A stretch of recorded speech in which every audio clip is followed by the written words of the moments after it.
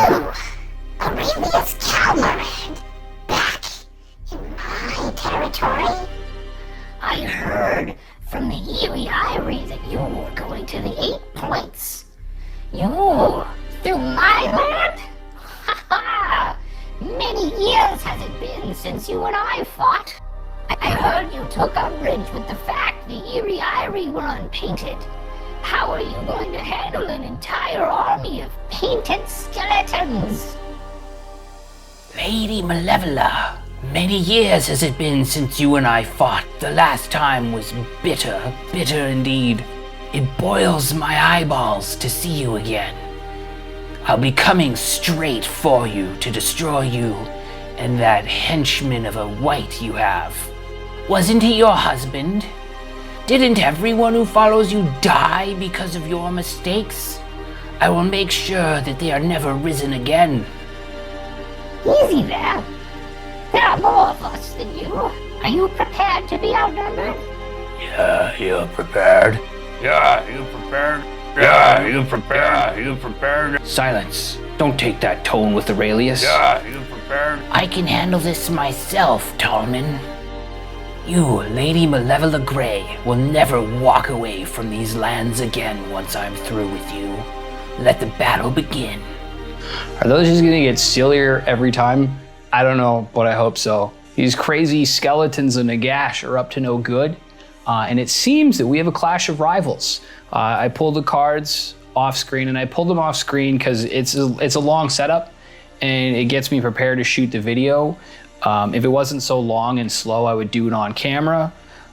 Plus, if something really doesn't work, I'll just re-pull the card. But today, we have a randomly drawn and super narrative setup, and this is awesome. I've been looking forward to this skeleton bash battle for a while, and have we got something narrative for you today? This is awesome. Okay.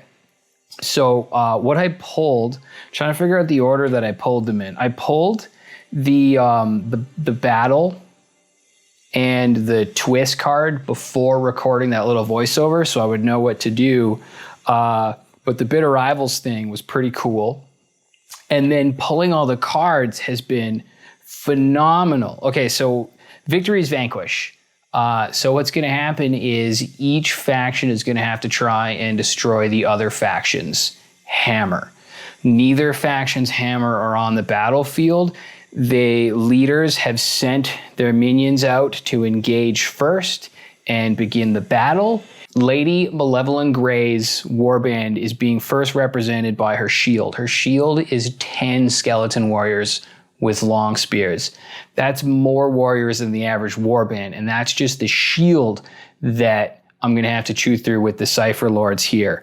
Following that up, that's gonna come in on round 2 is going to be the Nagash dagger is gonna come in, which is a skeleton champion and 2 different skeletons. It was really hard for me to put these into groups because I don't have all the cards and the skeletons all look the same. There just happens to be 2 with a lighter tone of bone, and my buddy donated these skeletons to me a few years ago. I haven't had the opportunity to use them. This is their first time seeing play, and I'm really excited about this. The hammer for Nagash is going to be Lady Malevalyn Gray herself. She is the necromancer. You'll see she has this chalice of blood that she uses to conjure her fallen family back, and she'll be followed up and helped by her husband, the Wait King, whose name I forgot. I got it written down there. Can only memorize so much, talk about this all the time. And then in the third turn, the hammer will be showing up for both sides, and for the Cypher Lords, their dagger and their shield are already on the battlefield. The dagger is at the center point, 6 inches out, and the shield is coming up in the rear. This is going to be nuts, absolutely nuts, and I cannot wait to see how this goes. Before we get into the hero phase, just a little bit of a note. In terms of fairness and how this is all set up, not fairness, that's the wrong word, but you know what I'm talking about here, just so you have an idea what's going on. The Legion of Nagash hammer has 50 hit points between the 2 models, and the Cypher Lords only actually have 40 hit points between my two models. So even though there's two models in the Nagash hammer, they are still at an advantage, and they're both toughness 4. They wreck. This is going to be crazy, and it's kind of fun that we're both going to come in on the same side of the board on turn 3. And then, oh, and the other thing too is at the end of turn 4, at the end of the 4th battle round, if you're within 4 inches of the edge, you're taken down. So we're going to come in from the edge, and then we're going to have to meet somewhere in the battlefield and fight. We're not going to be able to just like run down the edge and fight. So we're going to have to get into that scrum, into the fray, as it were. So when I drew the twist, I actually drew favorable position, which when you see the layout is perfectly thematic. And what it does is it allows you, it actually forces you to draw 2 more twist cards and then roll off to see who chooses. And I just chose Bitter Rivals. I also pulled Battle of Wits, which would have given us an additional wild dice at the start of the battle. But I figured, that wasn't as thematic, so I chose Bitter Rivals. You ready, kids? Let's go to the hero phase. Let's get things started. Is there anything else that I needed to do here? I don't think so. I genuinely don't think so. So let's do it. Let's start with the Cypher Lords hero phase. We're looking at a 6, 2 4s, a 5, a 3, and a 2. That's a whole crap ton of singles and not a lot of useful stuff, but it's turn 1. I don't even know if we're going to get into combat with these skeletons. Look at this wall full of skeletons. I got an insert shot, but from the wide shot, you might not be able to see there's 10 skeletons clambering up on this wall, gesturing and clicking and clacking and creaking and groaning and spitting. I don't know, cursing. They curse. If you've seen Evil Dead 2, they curse. Universe. Oh, okay. And I've got stuff happening from every book here, so I'm going to be cross-referencing a lot of stuff. We've got a mercenary from the Monsters and Mercenaries book, and I'm using the rules from the skeletons from the Tome of Champions, and then we got stuff coming out of the core rule book. So I took pictures of everything so I can cross-reference. I even drew up little cards here, so I've got my references down here. All right, let's do it. 6 dice. We got 2 4s. We got 2 2s, a 1 and a 3. All right, doubles and a singles.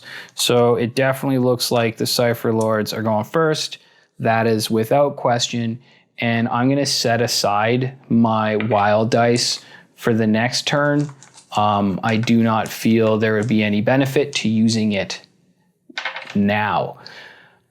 Also, so much to remember. I'm going to put up right now the stat sheet for the Cypher Lords. I'm going to, after this, I'll export a JPEG and I'll put it up on the screen, and you're going to see it right now to show you that in the last game, I scored enough glory points to conquer a new territory.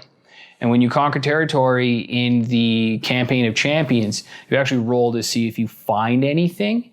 And after cleaning up that territory, the rooftops, scouring the rooftops, and shaking down the leader of that Koros Cabal, the Cypher Lords actually unlocked a hidden storm vault. And the hidden storm vault allowed us to make an additional roll on the special weapons chart. And we also then had 10 glory points to dominate another territory. No, we had the 10 points, we dominated territory. It was the end of my convergence. And at the end of your convergence, you get an artifact of power. And when I bought that territory and I scoured it, the hidden storm vault gives you another artifact of power. So the Cypher Lords have 2 artifacts of power going into this bitter rivalous bash with Malevalyn Gray. What we got is insane. So my Thrall Master now has a Whisper Mirror, which allows her to shadowy recall a model from anywhere on the board. They don't have to be within 12 inches anymore. That's going to be amazing. And my Luminate, the second in command, now has a formless blade, which allows her to attack out to 3 inches. So that's going to be amazing. I can now attack people above and below me on ledges and just generally wreak havoc. And I know the term is wreak havoc, but I'm going to wreak havoc if I come up against a guy named Havoc. He's getting wrecked from 3 inches away. I've also still got a scroll of Abyssos Withering, which allows me to subtract 1 toughness from an opponent till the end of the battle. And I might do that. I might use that on the White King and the Necromancer. They're toughness 4. These are really, really tough jerks. And then I also have a charm of 9-fold favor, which is going to allow me to gain D3 wild dice at the start of the next turn in which I use it. Those are both consumable, so if I use them, I don't have them anymore. I'm gonna lose them. And then I still have a concussion, and I cannot roll to get rid of that stupid gut wound. So this poor model right here still has a gut wound. They only have 5 hit points. So it is very safe to say that that model is gonna get rubbed out, probably early in the battle. And then this would be a fully painted match if I didn't have to recruit a thrall, and I spent all of yesterday painting up these 2, the White King and the Necromancer, and finishing the Cypher Lords. I didn't have time to paint up a thrall, and I also didn't know which thrall I was going to have because I have 135 extra points. I would have brought in another Mirror Blade, but I dominated a territory with all of my glory points, and you need glory points to recruit heroes in the Battle of Champions. Now that I should have you up to speed, what are we doing? Oh yeah, okay. So I rolled the hero dice. The skeletons are also going to set aside their wild dice and use it in the next turn, because not a lot of good is going to come out of using that now. Although, this is crazy. I'm scared.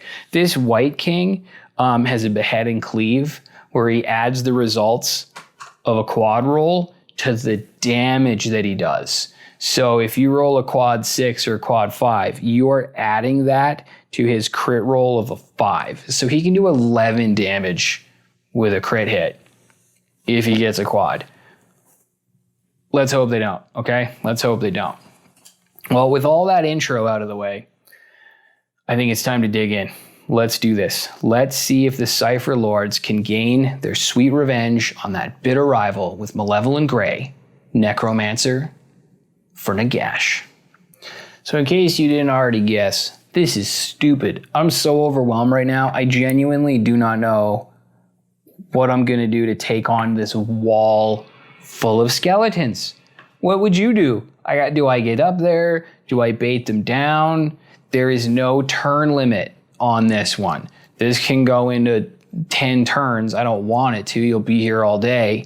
But I could just wait it out. I could stand here and wait and hope the skeletons come to me. Try and take the fight to the center of the board right here. Do we come up on the platform and take the fight to them? I'm gonna have to take a minute to think about this. You're not gonna see it. It's just gonna cut and I'm gonna be moving models. Thought about it a whole bunch. You're getting used to hearing me say that, aren't you? The story is we're trying to kill off Evelyn. Killing her skeletons doesn't really mean anything. She's just gonna reanimate them. She's a necromancer.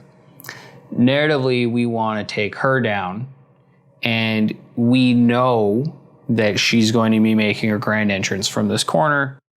We know that. We can see her coming. We have the card. Even narratively, we see her like cart coming down the road from her grand castle off in the background. And we have, I don't know why my leader is late to the party. I'm not entirely sure what Aurelius is up to. Making a grand entrance. I guess she's doing ninja stuff. I don't know. So we know this. This is known. So what I'm going to do is focus on the mission. These two are really, really tough, and they can reanimate skeletons. Just running in and engaging a field of skeletons, tomfoolery, absolute nonsense. You wouldn't do it. So what is going to happen is I am going to funnel my Cypher Lords straight at the source of terror, focus on the big bad, and deal with these skeletons when they get in the way. And I'm going to run the Cypher Lords right through. She'll be here on turn 3.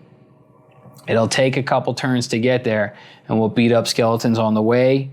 I had thought about, maybe running Vorsima and the rest of my shield up to here to fight off the skeleton dagger when they came in, but they're not important. They're not important and they're slow. They might catch up, who knows? But the most important thing to do is focus on ending the reign of the necromancer, Malevalyn Gray, the lady Malevalyn Gray. So that's what we're going to do. That's how this is going to go. I have the first turn, and I'm going to send out our thrall, who moves 5 inches. And we're going to have, man, I can get there really fast now that I'm thinking about this. That's okay. Let's do it. Let's move that thrall 5 inches, boogie up the side there. And, we're kind of throwing this thing out there to die, but that's okay. I can just get another one. It doesn't really matter if they get injured. So you're bait.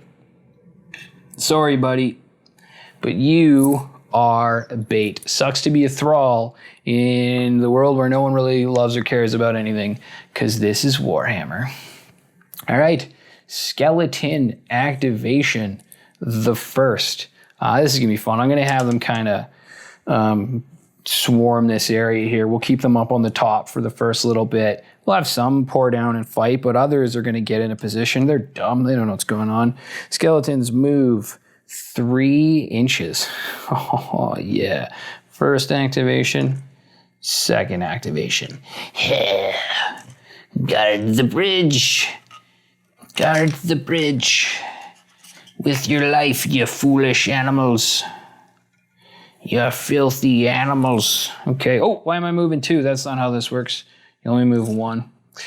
Because there's so many skeletons, I have no idea how I'm going to keep track of their hit points. I think I'm going to lay hit points beside the models. There's no way to number them. Okay, so we've got a bird that's activated, and we've got a skeleton that's activated, and now it is time to start activating Cypher Lords. Let's be smart about this. How are we going to do it? How are we going to do it? Mirror Mindbound 1. Mindbound 2 has the gut wound. Be smarter than your enemy. Okay. I'm just gonna try and ignore the skeletons and focus on Malevalyn. And we move 5 inches in a line. And then I can go, I move straight this way. And then up 3/1. Taking the fight to the skeletons. Somebody's getting bashed next turn. And I know it's gonna be. Oh, this is ridiculous. This is absolutely amazing. Okay, another skeleton shambles over, makes his second activation, comes over and helps guard the bridge with his buddy, creaking and clacking. Oh man, I'm just thinking about Skyrim now. You know the sounds the skeletons make and the weights? I can hear it. Every time the skeletons move, I'm gonna hear it. If you had a model with a gut wound, would you just linger them back? Like what are you thinking? Do you get them out there and fight? They can still do damage. They just can't really take hits, and you can only have 1 injury at a time, which is the nice thing. So if you get eliminated, you're not stacking up injuries, unless I want to play on extreme hard mode, and then I would stack up injuries. But the game's hard enough as it is. Let's just leave it on relatively hard mode, and we'll boogie her up 5 inches. And I don't know, this one's a him. We're gonna keep him a little bit out of harm's way for the time being. There you go. You've moved, and this skeleton is going to move to engage. rattly old bone skeleton drops down. Oh, yeah. On a 6, that skeleton crumbles over the edge and lands on its head and takes 3 damage from a stupid fall, which is 3 of its 8 hit points. So that skeleton is starting off in a bad place. And he is going to spin his... Oh, I've got a 2-inch attack range. Am I 2 inches away? Oh, yeah, absolutely. All right, so that skeleton doesn't even have to move in to engage. So that skeleton is going to do some spear thrusts, 2-handed style, 1-handed style. Who knows? Who knows how many hands he even has? He might have lost some hands in the Great Fall of 2020. Okay, so we've got 2 attacks. We are strength. Oh, man, I made this hard to read.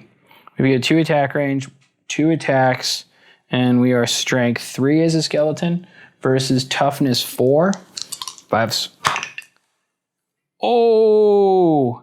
Skeleton throws down a critical on that thrall. Holy crap. That's 4 damage? What? Oh, wow. Wow, skeletons are tough. Okay, the skeleton wasn't happy about getting injured. Throws down 4 damage on my thrall, who is probably not going to see it out of this first round. That was stupid.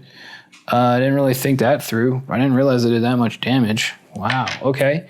The next Cypher Lord is going to bring up, they're going to come piling in the back. I am ignoring that dagger as best as I can.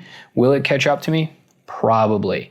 But am I going to not lose time and sleep over it? Most definitely. I'm just going to check my alignment because this is supposed to be like this and that's supposed to be like that. There is an opening. There we go. I'm supposed to be able to get through here. Okay, so the first move, we will do the Mindbound, the Mirror Blade with dual weapons, who moves 5 inches. So enjoy my reach. Oh, this is gonna happen so many times. Let's just get used to that already. And we're gonna run up the middle. I'm gonna keep this interesting. I'm not gonna run everybody around the outside. The sloppy way to do it, the lazy way to do it, would be to go around the outside. Not here, folks. We're gonna go right down the middle. There's no wall there, but we're going right down the middle. We know she's coming this way. Maybe some of them will take the outside path, but I want some to go down and engage with these skeletons. Keep it fun, keep it entertaining. I'm not going to be too upset if I lose a battle. I think it'll be just fine, absolutely just fine. I'll still get 3 glory points, and then I can use those glory points to recruit an actual fighter instead of just a crappy thrall. And then I'll paint up maybe like a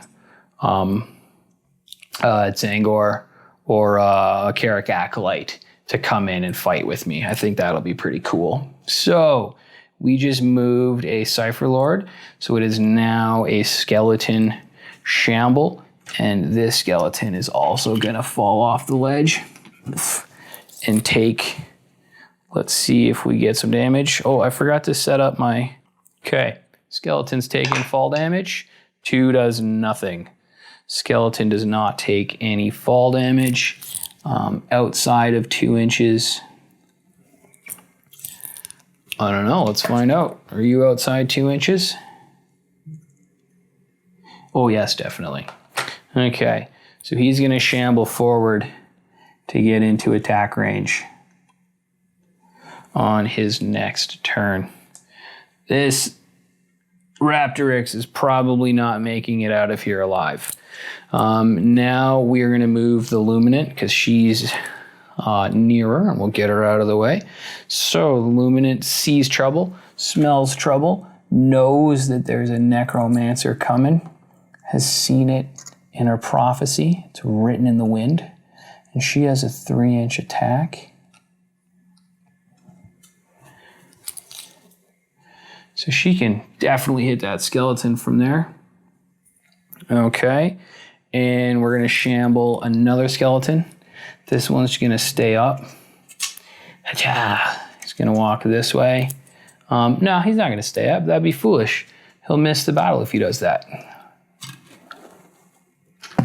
Ugh. Does he take damage? Let's take a look. He does. The other skeleton falls and lands on his back, breaks a couple ribs in the process. Stupid skeletons. I love this. This is awesome. Oh my gosh. So funny. Okay. This I'm having a great time. This is so thematic. This is so cool. We'll go back out to the wide. I keep forgetting to go back to the wide. Sorry about that. Okay. I'm going to try and get more insert shots today too. I'm going to remember to stop, get those insert shots so you can see the cool action.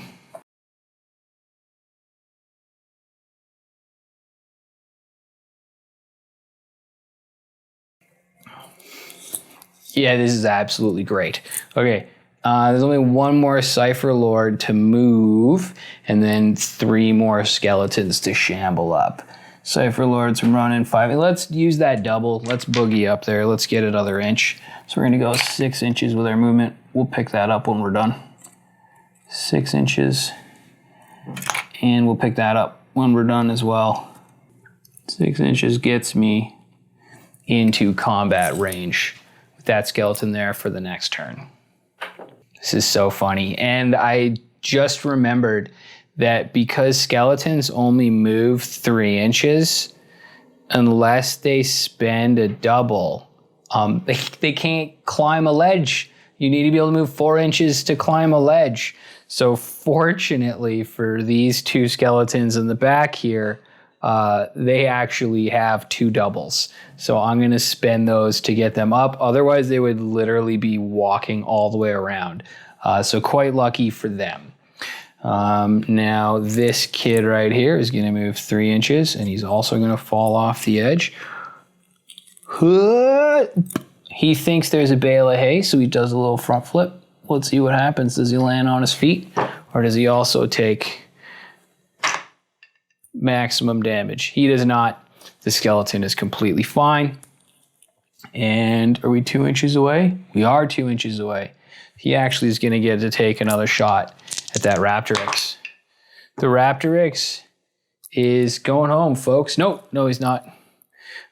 Strength 3, toughness 4. I needed 5s, but I got a critical, which is another 4 damage to the Raptorix. The Raptorix is sitting at 6 stonking damage really early into the game. I don't know if he was really of use. Maybe I shouldn't have put his neck out that far. I'm not 100% sure. I mean, he really did bait the skeletons. What do they do? Oh, dang, that's useless. Okay, Raptorixes aren't really good alone. And that's funny. Okay, but anyways, nothing is helpful for that guy. Let's move these last 2 skeletons. We're gonna burn a double. We'll just do this in unison. We'll burn a double, move them up 4 inches, move them over 3. Same with this guy, move him up 4, and he's moving to guard a future position. And we got ourselves quite the spicy pickle ahead of us. Even though I said I was gonna ignore them and run right past them, I have run right into a wall of rotted bone and blunted spear that do a lot of critical damage. Pretty accurate with those, stabbing for kidneys and throats. This was crazy. That was actually a pretty hilarious first turn. I'm really looking forward to seeing where this goes. I was a little nervous going into this when I saw how many skeletons I'd have to fight. And now that I really look at their critical damage stats, I'm pretty nervous. Palms are sweating, I'm not gonna lie. I think the Cypher Lords might have found an even bitterer rival than the cards have dictated. So we're gonna clean up and start turn 2.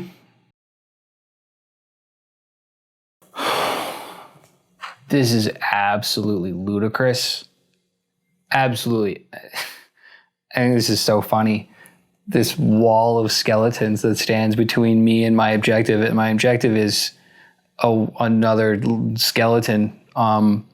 Just the amount of cuss words and dirt and mold in the air entering the noses of these Cypher Lords is just unbridled and unparalleled. And we have another chittering pair of idiots that has joined us in the back. And their plan is to come around the back and close the back door because we are about to get absolutely surrounded. If you remember how I surrounded the Iron Golems in the second battle, or was that the first? It's been a long time. When I surrounded the Iron Golems in the battle against the Iron Golems, that's basically what's going to happen to me. I am going to be utterly surrounded, and that is gross, by gnashing bony death. So let's see it happen. I guess we'll roll the initiative dice on camera. I tried it off camera last game. Let's try it on camera this game and see what happens. So I get a bonus wild dice. I don't get a bonus initiative dice. We got 2 4s. Oh, a whole bunch of doubles. Okay, 2 4s, 2 2s, and 2 1s. That is super useful. Well, we're going to turn one of those into a triple. And we're going to turn... I don't know what good 2 triples will do me because my leader isn't out. So I'm going to set aside a wild dice. And this is crazy. I'm really nervous about this fight. So I am going to actually use my Scroll of Abyssoth. That one's Onigiri, by the way. Come on down. Come on down. Keep going. Keep moving. There you go. A little bit faster now. Do you want to sit on that book? Sit on that book. So I'm going to use the Scroll of Abyssoth's Withering in this turn, which is going to give me an additional D3 wild dice next turn. So I'm going to have 1 holdover wild dice and then potentially 3 more wild dice going in against my battle with these 2, which hopefully gives me a butt ton of doubles and I can roll extra attacks all over the place. It's going to be super necessary against these guys. Are tough, these guys and gals. I'm scared. I'm genuinely scared. Okay, so I set aside a wild dice. Yep, okay, totally. And now Legions and Nagash. What do we got? We got 2 2s. We got a 3, 2 4s, and a 5. So unfortunately, they going first. You know, that ain't bad, but it ain't good either. We definitely know. Oh, they have a wild dice. What do they want to do with that wild dice? Do they want a triple? Let's find out. Let's see the rules. Their triples don't come into play until the leaders are in. The leaders use the triples. So what we're going to do is they, I hate to say this, are also going to set aside their wild dice for the next game too. The next turn.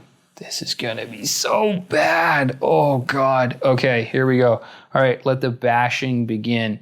The first activation is going to be this injured skeleton warrior with the spear who's going to open up another furious stabs on that,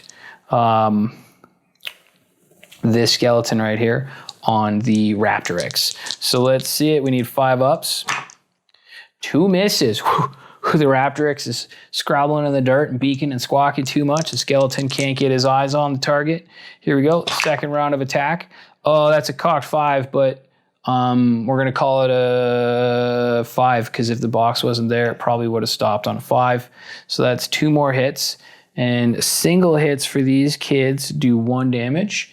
So we're going to put 2 damage on this Raptorix. Keep moving, Oni. Keep moving, pal. Keep going. Come on. Keep going. Get off the table. Well, this isn't your show. Come on. So Raptorix now has 8 damage of 12, and it is my turn to activate a model. It is at this juncture that I'm always a little bit confused. the tough decision is always this thrall is going to die. I don't know if I want to attack with him first or do something where it matters. If I attack with the thrall next, I'm leaving my Cypher Lords open for crushing destruction. These criticals are really intense. So I think what I'm going to do is actually, I'm going to activate my Luminant first. My Luminant now has a 3-inch attack range. So if I can kill this skeleton, I get to open up on this skeleton in a second round of attack. I'm blocking too many things. I need to get that little pointing stick back. So if I attack this skeleton first and kill it, the one that already has damage, I can then attack this skeleton and theoretically crush 2 skeletons in 1 activation. And I'm gonna do it. I'm going to, well, I get 5 attacks anyways. I'm not gonna spend a double on this. You know what? I think that if I don't spend a double, I'm gonna regret it. Here's what we're gonna do. 2, 4. I need to do 5 damage, which means I need 3 hits or 1 critical. I'm doing it. I'm gonna spend a double. I'm gonna spend a double and get 6 attacks with my Luminant. Why go to bed with doubles? Makes no sense. Use them where it counts. And if I can kill 2 skeletons in 1 round of attack, 1 activation, that counts, man. That counts. Okay, let's do it. Let's see it happen. We are strength 4 in this skeleton. These skeletons are really tough. The skeletons are toughness 4 as well. I think I'm not making a mistake here. I think this was the thing to do. Let's see it. We need 4 ups. Oh. That was really disappointing. Only 2 of those dice land, and we did 4 damage, putting that skeleton with 1 hit point remaining. Really upset right now. I'm strength 4, and these skeletons are actually toughness 4. So I'm gonna need somebody to do 1 point of damage on it. I'm not gonna use my Luminant to do that. I am going to switch over and attack the second skeleton in the distance and see if I can take that skeleton out. I don't want to roll 6 dice to do 1 hit point of damage. So here we go, this skeleton is 3 inches away. Huh. The dice are not in my favor today. That was really disappointing. Because I just did 4 damage to that skeleton. And now there are 2 skeletons still alive on the battlefield. Well, I was nervous going into this fight, and I think my dice can sense that. I've said it before, but never on camera. Dice can sense fear. So don't show your fear to your dice, because they'll let you down. So I need to calm down. I need to catch my breath. I need to tell myself that everything's going to be okay. Even though there's a horde of skeletons who do a lot of critical damage. Okay, so that was a very disappointing activation.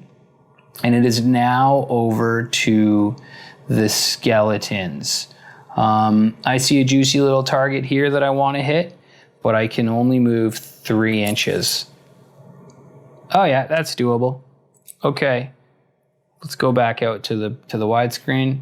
This skeleton is gonna leap across. Imagine that, folks, a skeleton leaping across a gap and landing on a little ledge, balancing, and throwing down a spear jab at a Cypher Lord. Rolling 2 dice on the attack at strength 3 versus toughness 3. There we go. 1 hit, 1 miss. They do 1 damage base, so we're gonna put 1 damage over here on Illuminant number 1. Okay. I like that. I'm a fan of that. That was okay for me. You've gone, and screw you too. Well, it looks like we're going to activate this Cypher Lord Mirror Blade, Mindbound, with the dual glaive. And we're also going to burn a double on her. She gets 3 attacks base. So we're going to turn that into 4 attacks. And we're going to attack we'll attack the skeleton to our right, who only needs 1 point of damage first. Now let's attack the guy in front. Let's do it. Okay. Believe in the dice. Believe in the Cypher Lords. Believe in the dueling blade. We got this. Okay, we're going to attack the skeleton in front of us. 1 hit. 1 hit. Are you kidding me? 1 damage?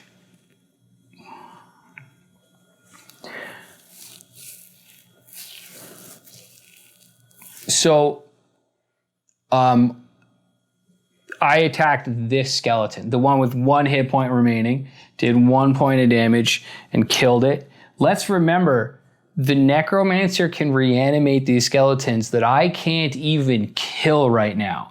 So I'm gonna go easy on myself. I'm gonna say that I attacked the skeleton that had 1 hit point remaining, because this is insane. For some reason, the dice are not feeling me today. And then for my second round of attack, I'm gonna attack the skeleton right in front of me, because screw this. I'm in charge here. Okay, 2 hits. 2 hits deal 2 damage, and measly 2 damage. What am I? I'm strength 3, and your toughness 4. Whoa, whoa, whoa, whoa. I need 5s? No damage. I did no damage. Well, so wait, there's more of them and they're tougher than me? This is ridiculous. Well, I didn't roll a 5, so he's still alive too. Oh, good gravy. Okay. Whew. Bear with me, folks. This is gonna be tough. Okay, so this bonehead has 7 damage, and that guy has 4. Another Cypher Lord is activated and literally failed to do anything. I'm freaking out. I am not a little bit scared. I'm a lot scared. I was like, it's not going to be that hard. Apparently, it's going to be harder than not knocking models over, so that's absolutely crazy. Okay, so this skeleton's going to move forward 3 inches and get into attack range of that guy. He shambles along the bridge, lines up a shot. Yep, 2 inches away. I'm happy with that. We are not enhancing his attack because he's already too tough to begin with. Okay, so strength 3 versus toughness 3, 4s. Now I roll a crit. Are you kidding me? Amazing. So that's 4 damage.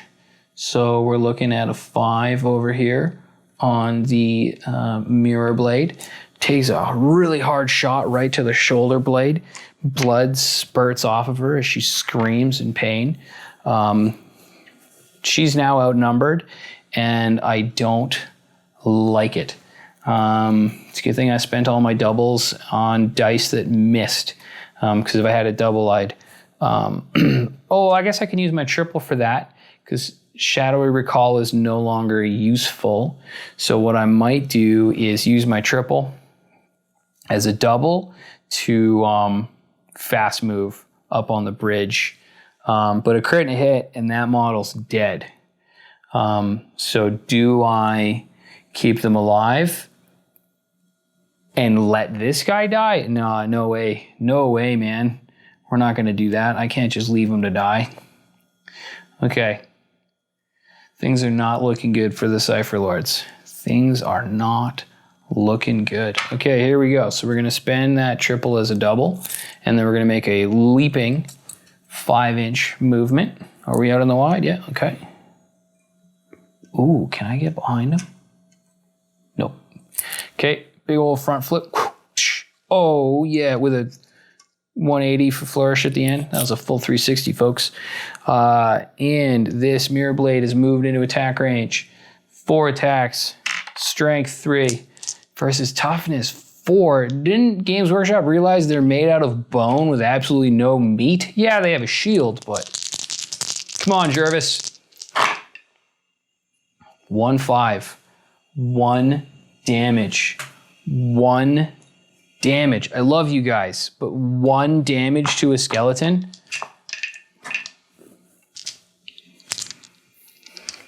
This is, I thought the iron golems were tough, okay? If you thought the iron golems were tough, take on the Legion of Skeletons.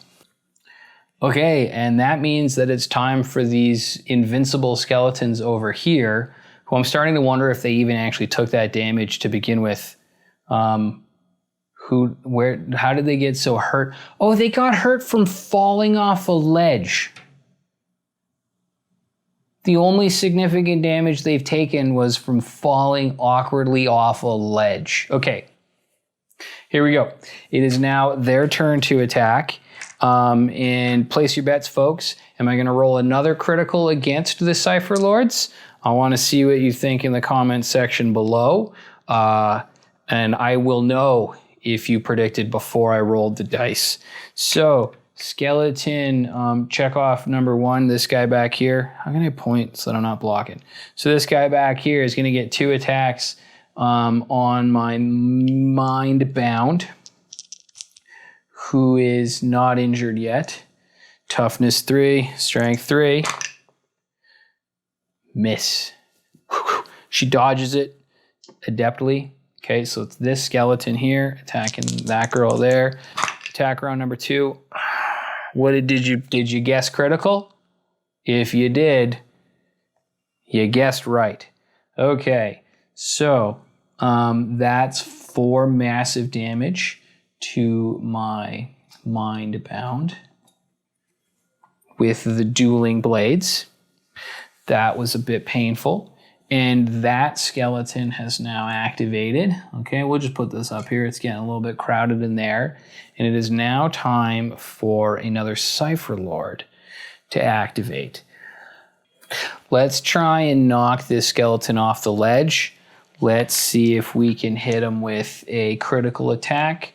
Because I swing 4. I got 4 attacks, and I get 2 rounds of attack. That's pretty good chances of a critical. Okay. In the comment section, do you think that I'm going to roll a critical with the Cypher Lords now that I've rolled like 4 criticals in a row with the skeleton horde? Okay, let's do it. Here we go. First round of attack. Let's go to the dice box. Let's see this. 3 ones and a critical. Wow. This is insane. Okay, some of my warriors have destiny. And I can re-roll. My mind bound with the double sword, that's her. She has a re-roll, okay? And then my mirror blade with the dueling swords, that's him. He also has a destiny point. She don't though, but that's okay. Critical damage is 3 on this fathead skeleton here. So you are closer to death, and we get a second round of attack. So, keep forgetting to go out to the wide. Trying to tell the story here, which means I'm forgetting to click the buttons. Okay, let's do it. Second round of attack. What do you think's going to happen?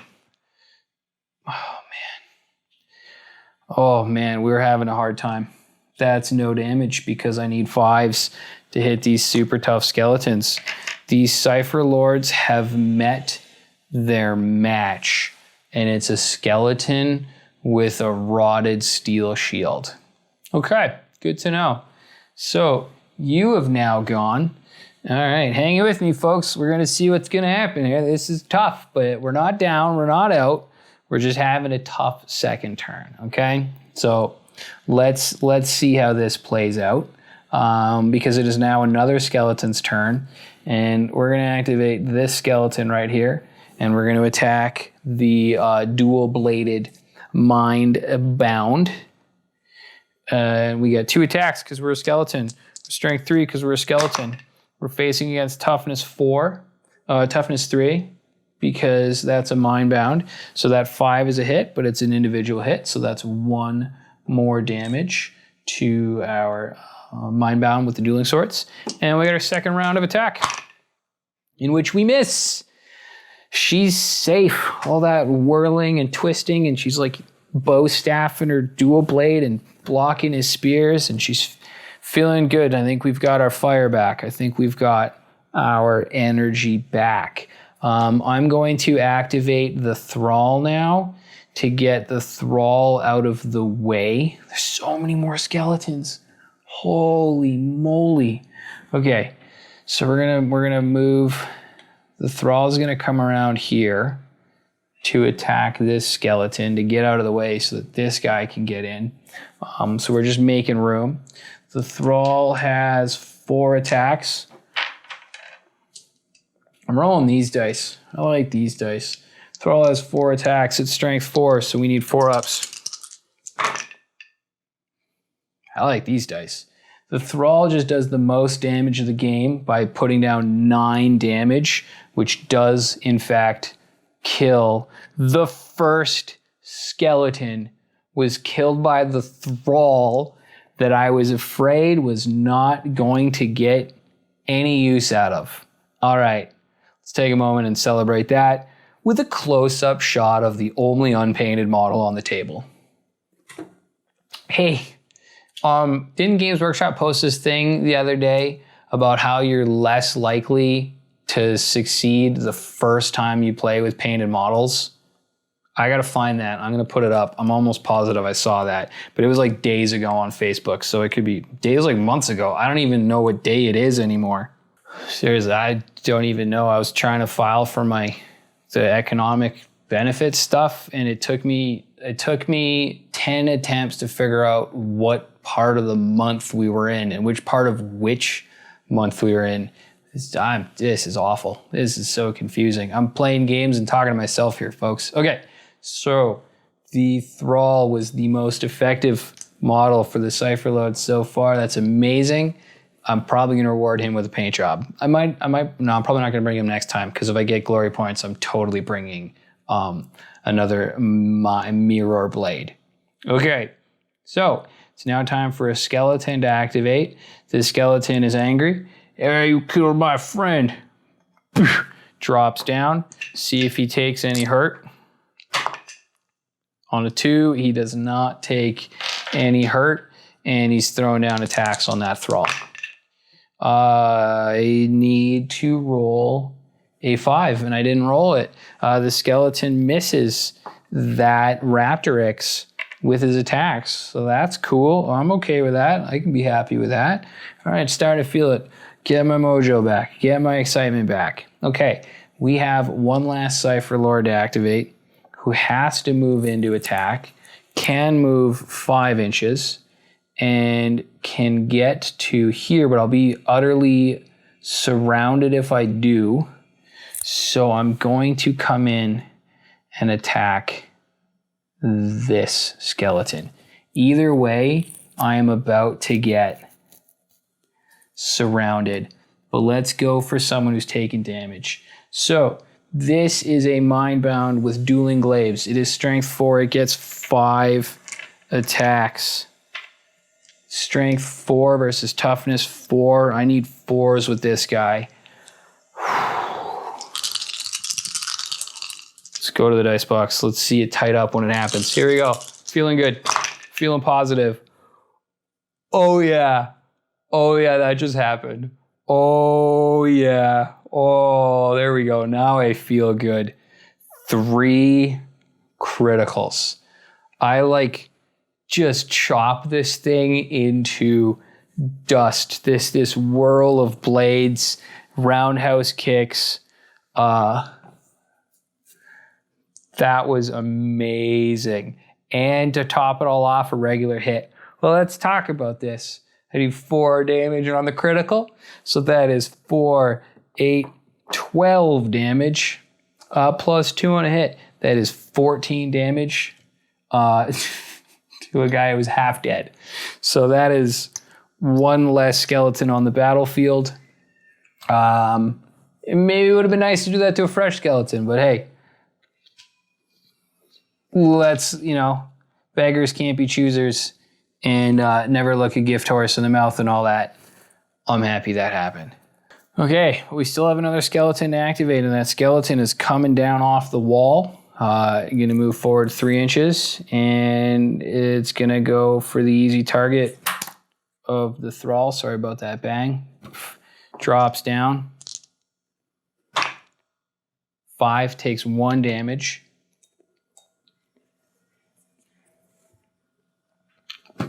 And goes for the attack. He just jostles his leg a little bit. Rolls a 4. That's strength 3 versus toughness 4. That skeleton needed a 5 to hit that thrall. This thrall is this is best in show.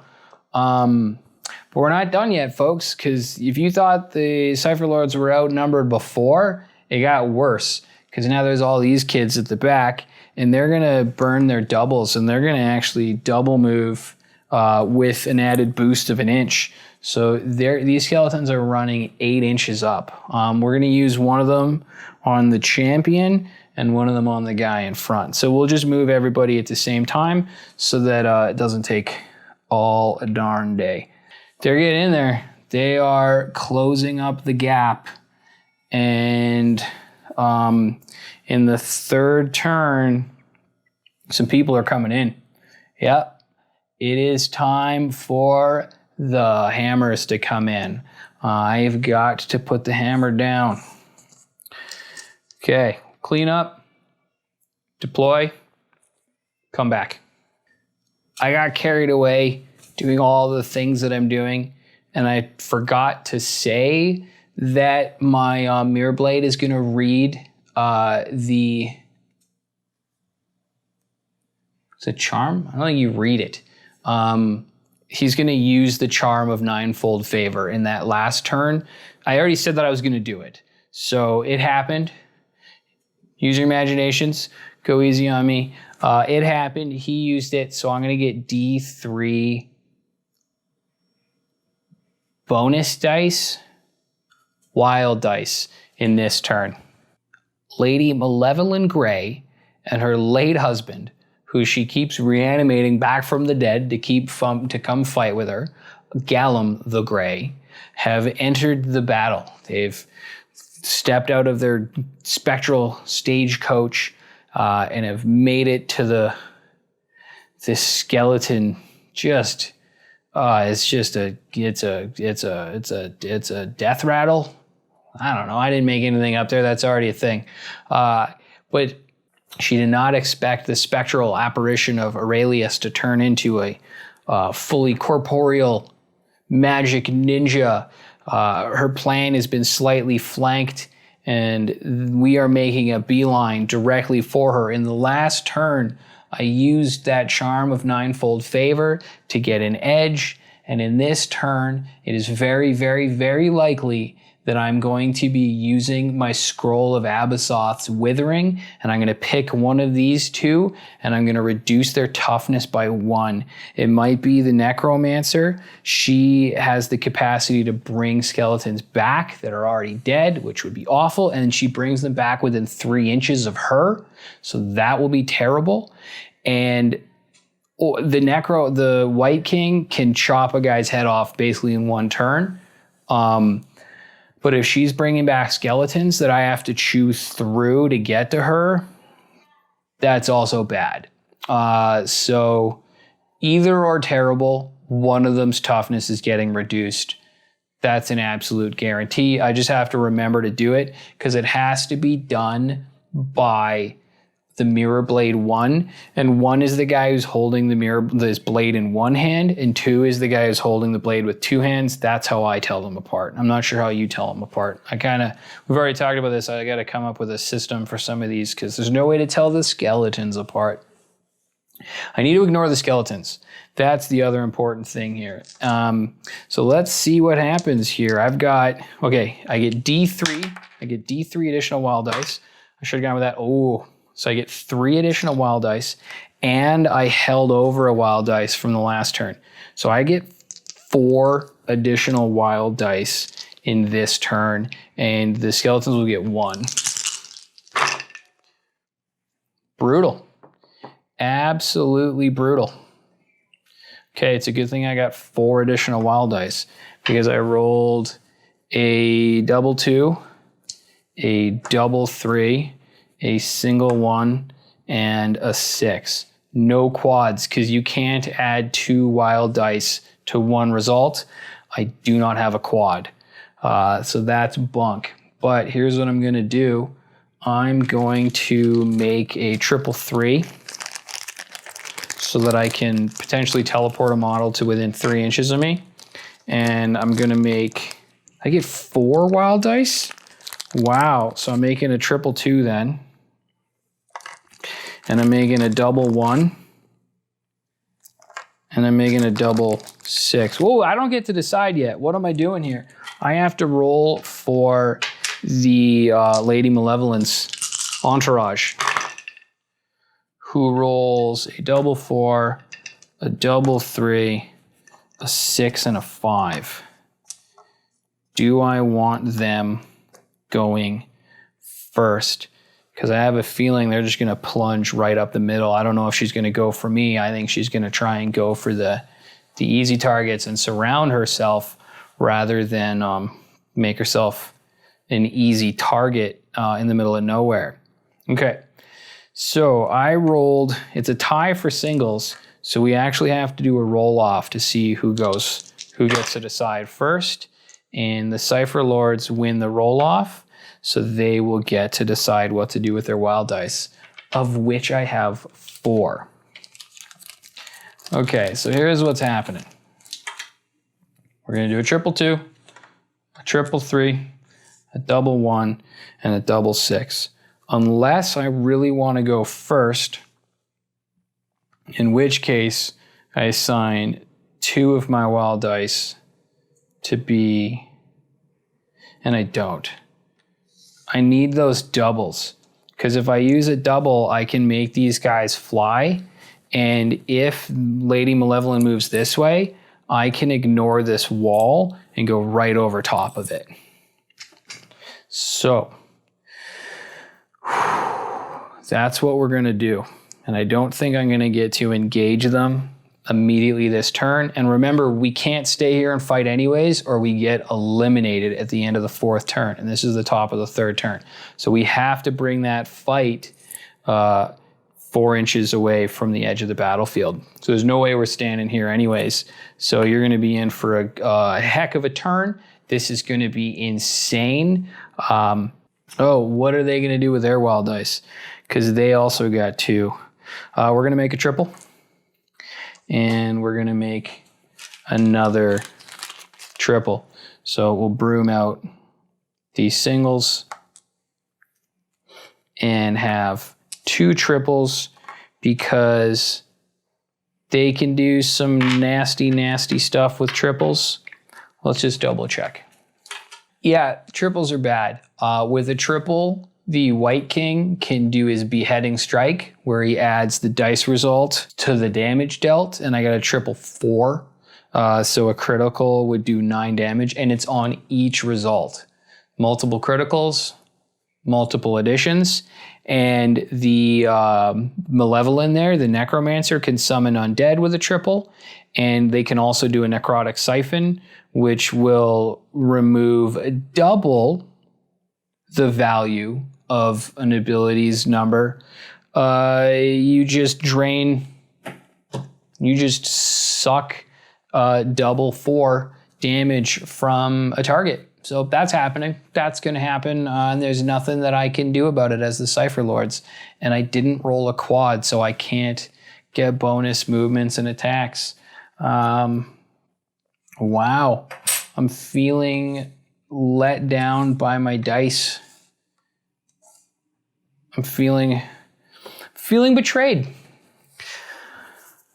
But that's okay. We're going to take a sip from our chalice. We're going to relax. We're going to take some deep breaths. And remember, everything's going to be okay. Everything's going to be okay. Oh, okay.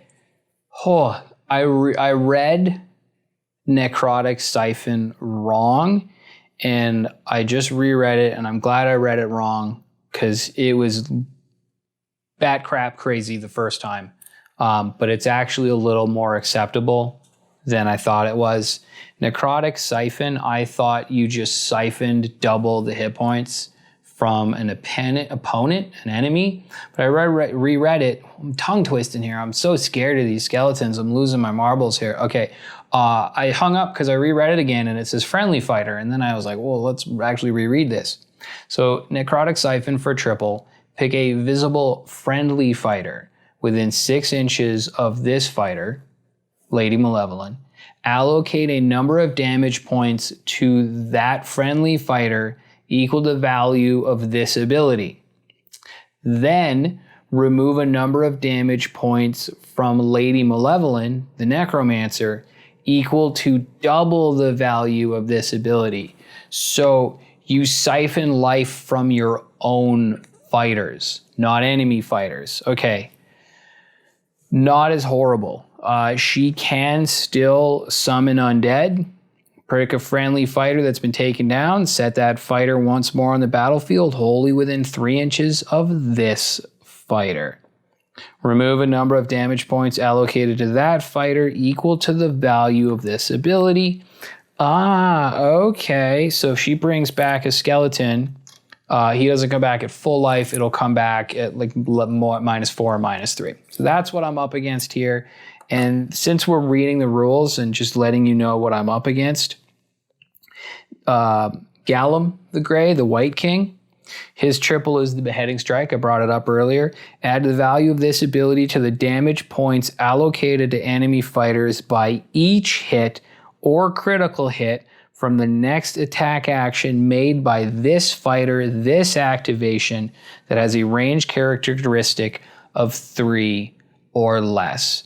I think we're going to use Abasoth's Withering on him. The less that guy is attacking, the better. Because holy crap. Necromancer can do some damage. She's got a ranged attack that's 7 inches. That can do up to 6 on a crit. But he does 5 damage on a crit. So, and he has 4 attacks when he does it. Do we need him gone? Well, enough of what they can do. Let's see them do it. The first thing that's going to happen is we're going to start where the action is. We're going to run Lady Malevalyn. She wants to get away from 4 inches of the edge. At the very least. I don't want to get her trapped. So is she outside 4 inches yet? Nope. So we're going to have to double move her, I think. Because if she gets, once we're in melee combat, you can't move. So if somebody engages her by double moving and locks her in melee combat, she'll be eliminated. So I actually have to double move her to get her outside that. And she doesn't need to be healed. She does have a ranged attack though, that's 7 inches. So we'll keep her through this little opening here so that she can see their enemy. They will get a cover save. They will get +1 to their toughness. But she is going to huck magic lightning. Maybe she does like a magic choke. She does like a Vader choke. That's it. Okay, so she's gonna Vader choke this front mind blade here. She's got 2 attacks when she does this. Those aren't the dice you roll. These are the dice you roll. She's got 2 attacks when she does this. It's strength 3 and I am toughness 3. So we need 4 ups on this force choke. That's 1/4. This thing is mean. This thing does 3 damage base. So 3 damage hits the Mindbound with the massive greatsword. Crazy. Okay, how far away are you, lady? Yeah, you're gonna get wrecked. You are gonna get wrecked. But she did what she needed to do. I needed to get her away from the edge. That's how I would play it if I was playing... I think that's how I would play it if I were playing as the skeleton horde. I mean, that's still what I'm really trying to do here is keep it thematic. I want to activate a Cypher Lord, like right away. I want to do it over here. There's a couple models that I want to try and lure this way, but I think that it's in my best internets to do the battle over here and make things go my way. Like I can right now use that scroll. Mirror Blade 1 is in the back. Mirror Blade 1 moves 5 inches and has a 2-inch attack range. And if I use a double, Mirror Blade 1 can fly, jump over this wall, get in there, and deliver an attack. He, of course, leaves himself open for the white king, who only moves 4 inches. So won't be able to get into attack range on this turn, but on the next turn, he'll be able to position himself. Because if he moves straight in, he's in danger ranger. That's what we're doing. Let's do it. Let's get things moving. Let's keep things exciting. We're going to spend a double, and we're going to consume. I'm not going to erase anything over here because I'm going to upload and show you this later so you can see it. We're going to use the Scroll of Abyssos's Withering. We're going to subtract 1 toughness from this lady. I wish I had a pencil. I would write that down. But this could be big. Okay, and we know that we can move 5 inches, and we know that we can fly because we used a double.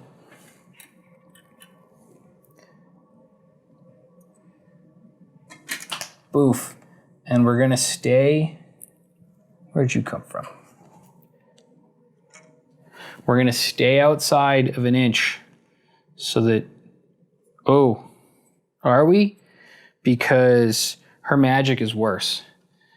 We are going to move inside an inch. I'm going to take her magic away from her. At least she got 1 round of magic attack in because it's flippin' McMean. Okay, so I used a double so that I could do a flying move, which is acrobatic leap. And now I'm going to attack. I'm strength 4, and she's now toughness 3. So I need 3 ups to do damage. And I got 2 of them. So that is 4 damage to Lady Malevalyn, who is going to take a lot more than that to bring down.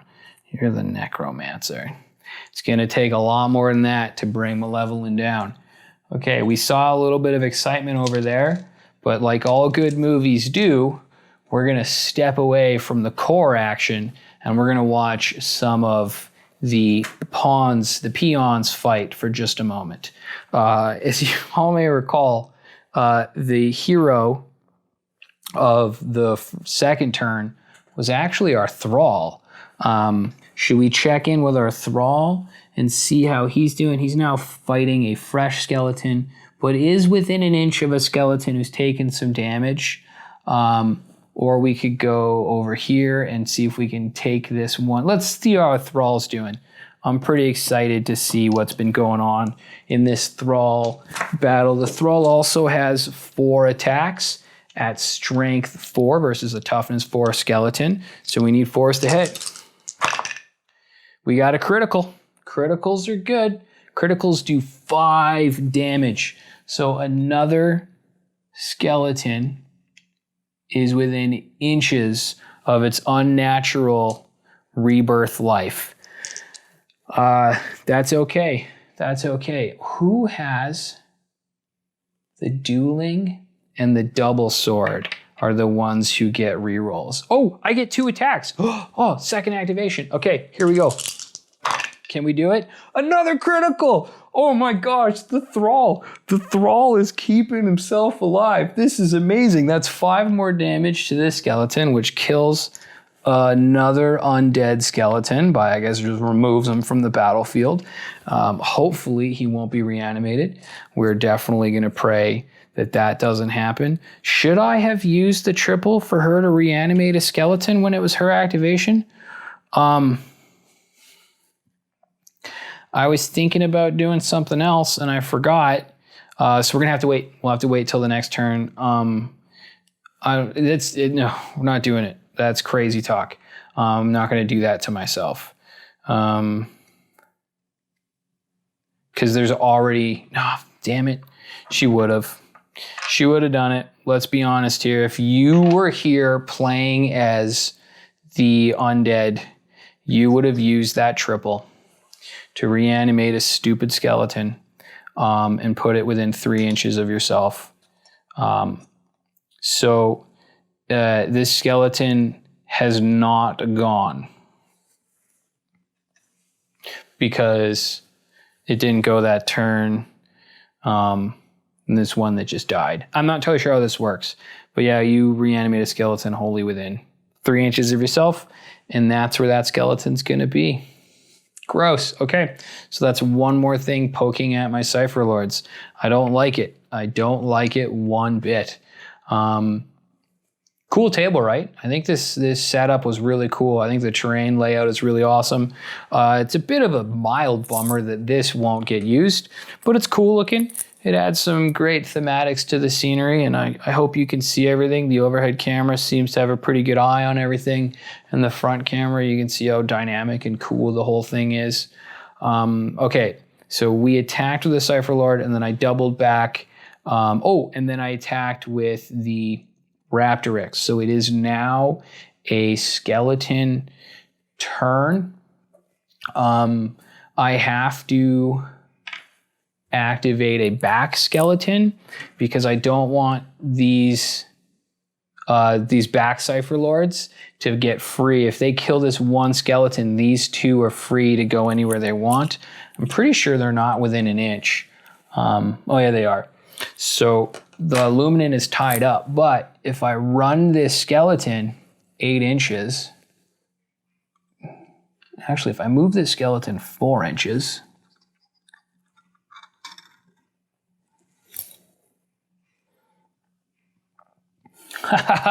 attack range. Die, you filthy ninja magic scum. An attack. Oh, what is with these skeleton criticals? Oh my gosh. It stopped being funny a long time ago. Another critical from a skeleton. They are really good with that spear. Oh my gosh. Okay.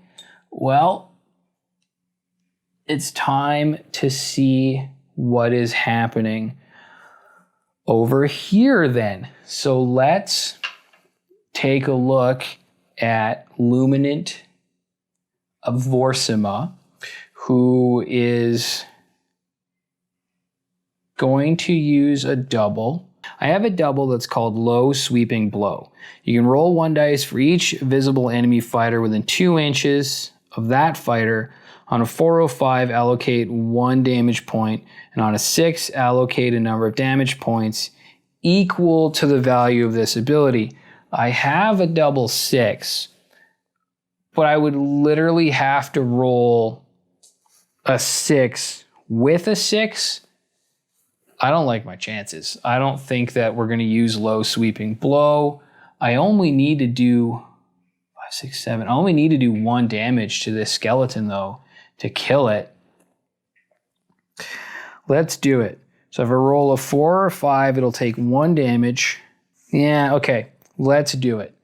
We're going to turn this double into a Low Sweeping Blow, and we're going to roll 1 dice for him. On a 6, he takes 6 damage. On a 4 or 5, he takes 1 damage. That is, as you expected, a 2, so he doesn't take any damage. And for the back skeleton, let's see that crit. A 3. That sucked. Do you ever use that ability? Has it ever worked for you? I don't know if it's ever worked for me. And it certainly didn't work for me this time. And ladies and gentlemen of the jury, I would love to delete that and not tell you I did it. But that wouldn't be fair and it wouldn't be fun for anybody. So we're not going to do that. We're going to play on. But we activated her and she has 5 attacks. So we're going to attack this fart head with 1. I can't. I'm going to attack this guy first, okay? For my first round of attack, I'm going to attack the guy in the back. I just can't use 5 attacks to try and get 1 hit point. It's just, it upsets me. The thought of doing it is just painful for me. The other thing I can do is disengage. I can disengage 3 inches, and then I have a 5-inch movement, and I can try and get over here. But somebody's got to stay and defend our flank, and it may as well be our general, Borsima Fabridian. Borsima Fabridian. Okay, here we go. We're going to attack this guy right here, this new skeleton. But if I just do 1 point of damage to this guy, I free these 2 skeletons, these 2 warriors up, especially her. I don't know what to do. I'm stuck. This sucks. I'm stumped. I can't decide. I'm throwing so many dice at a model with 1 hit point remaining. I wish I could just have hit him with the low sweeping blow. That would have been brilliant, but it wasn't. So let's do it. Let's just hit him. Let's just hit him. We'll just hit him. There we go. We got a 4, a 4, and a 5. So that's enough damage to take out that skeleton using 5 attacks to do it. Let's move this box over a little bit. There you go. Now you can see the dice box from the top view. Okay, so he's dead. And I'm now going to attack the skeleton that just came up from behind me and knocked me with its spear with a flourish and a whirl. Here it is. There it is. A really pathetic roll again. That's only 1 hit. Doing 2 damage to another craphead skeleton. I think that I should just be running away from these skeletons at this point. This is a struggle. Okay, so now, at least we killed one, okay? We killed one, and I'm glad we did, because that's 1 less skeleton that the rest of my Cypher Lords have to deal with. And we are now on to another skeleton fight. Engaged. Well, I know what I would do if I was playing as these guys. I would move in right here. I would take this skeleton and attack that mindbound with the dueling blade. But I would stay an inch away. And I would make him come to me. I would step up, and I would attack, and I would land 1 hit, poof, and I would do 1 damage by hitting that mindbound in the thigh and clinking a bit of damage to him. Ew, gross. Or would you move in and engage him? Would you lock him up and keep him from getting away? Yeah. That's what you would do. You would move in and engage him and lock him up so that now I'm the one that he has to fight. You can't go fight my mistress, my master, Lord Malevalyn, Lady Malevalyn, as it were. Okay, so that's a little bit of the action back here. We'll keep fighting here. And then we'll come back over to the big battle in a couple more activations. Let's see the rebuttal right here. So what do we got? We got 2 triples.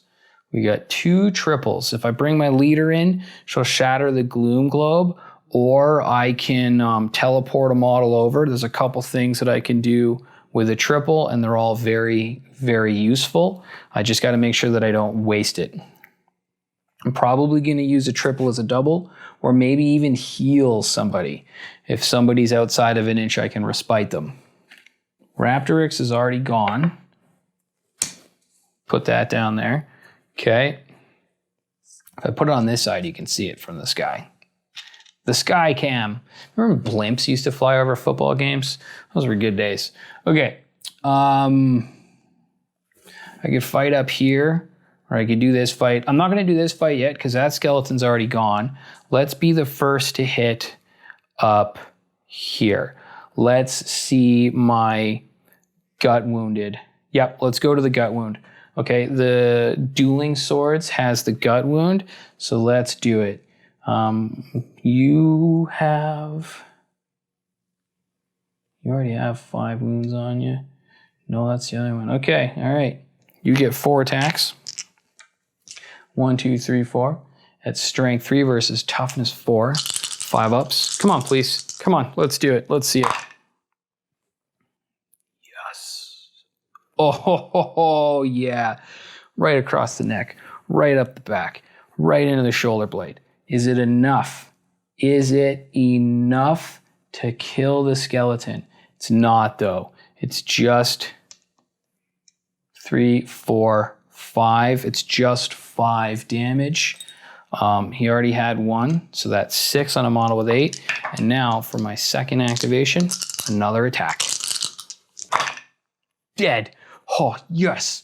Oh, yes. Okay, amazing. So that's 3 more damage. That was just the crit to hit. On that last crit, that skeleton might have fallen off the ledge. It did. That skeleton fell off the ledge. I don't want that to happen.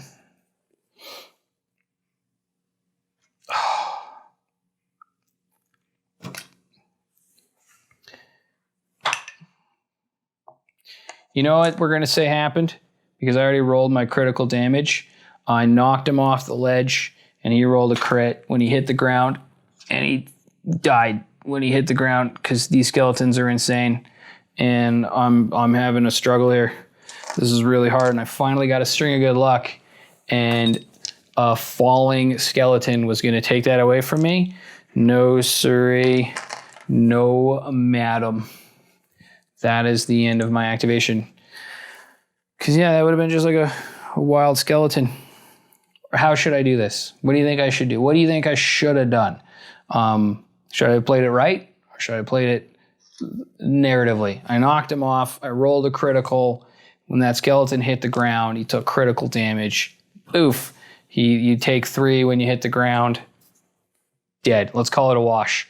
It's in the bath. It's all good. Okay. One Cypher Lord has gone, and it is time for another skeleton to go. Let's bring that skeleton champion up from the back. He's mean. He moves 3 inches. 1, 2, 3. And... oh, you gotta go around your buddy. Oh, isn't that funny? Okay. And so you're here. Because you gotta go around. Oh, man. I don't want to fight that guy either. If you think skeleton warriors are tough, wait till you fight a skeleton champion. No, they're not tougher. They just have 12 hit points. It's the seneschals that are really, really, really mean. Like, unbelievably mean. Okay. I think that's enough dawdling. I want to get to the meat. Let's do it. Let's see my leader. Oh, you know what I realized? I'm going to have to... I have to use a triple as a double. Otherwise, I have to walk my leader around and use 2 whole activations. She moves 5 inches, but she only attacks 1 inch. And I would have to use all of her activations to get there. And shatter a gloom globe. But he can't even get in to fight me anyways, because he only moves 4 inches. So what I got to do is I got to spend a triple as a double, front flip over this wall, land down in the opening. I'll get 1 round of attack. And I need to take that. I need to maximize my attacks on this necromancer who has 25 hit points. So I know it's not glorious, but we're going to use this 222 as a double.